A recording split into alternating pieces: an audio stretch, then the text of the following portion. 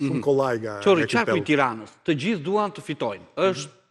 Unë mendoj që kush fiton Tiranën, jo kush fiton Shqipërinë, normale. Të gjithë janë në fush betej. Dhe kjo fal edhe të japim këtë merit Edi Ramës, që edhe ata që i quan si senatori i futi për të mbledhur vota. Po kush do fitoj? Se të gjithë thonë do dalim edhe nga lista e hapur, do marrë kaq.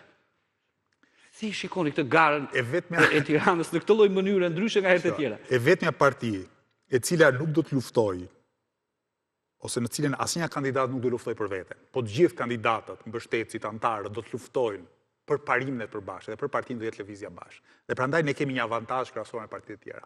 Ne i themi qytetarëve, ju keni vetëm një alternativë në fletën e votimit, bëni plusin tek numri 2, që është lëvizja bashkë.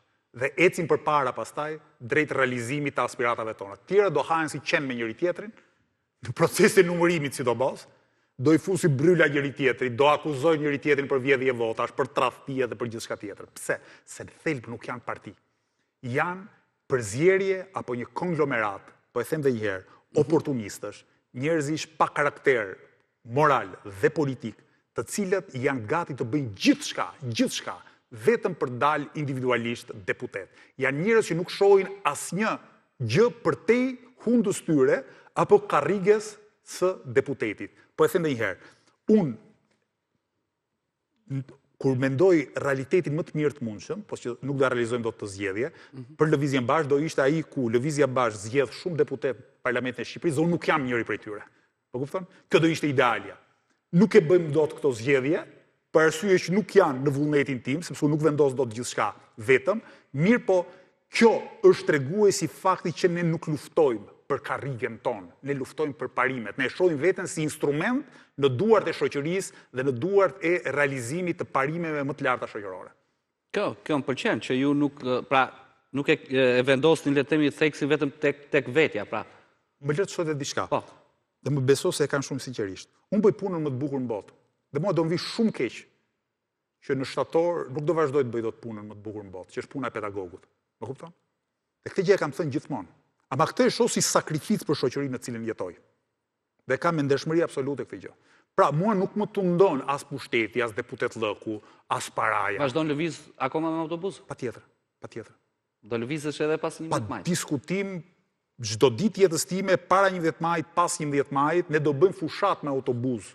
Jo vetëm në Tiranë, por edhe në qytetet që janë afër Tiranës. Sigurisht për të shkuar në Kukës apo Gjirokastër do na duhet një makinë thjesht, po njëri prej shokëve tan besoj do bëj shoferin, edhe do bëjmë këtë gjë. Po fushata jon ka për të qenë shembullore për sa i përket modestisë në jetë dhe pasurisë në ide.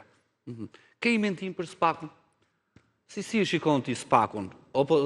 Berisha thotë do ta shkri, Rama thotë kam ndërtuar unë. Të tjerët thonë kështu ashtu. Cili është qëndrimi i lëvizjes bashkë dhe i juaj personalisht?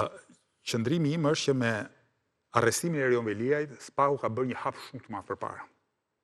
Dhe ka rrit në maksimum besueshmërinë e vet.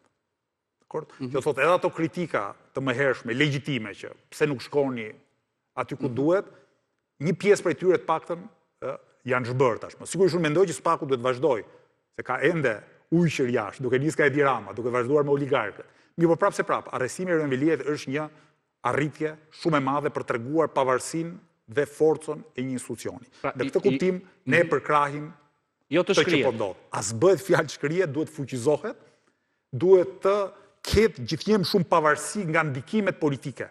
Dhe për këtë arsye, unë mendoj që shoqëria jonë duhet të ngrihet në këmbë dhe duhet që të ofrojë kundërpeshën ndaj ndikimeve politike në punën e institucioneve të drejtësisë. Sigurisht, Edi Rama me Sali Berishën e kanë një hall të përbashkët, që është përballja me drejtësinë,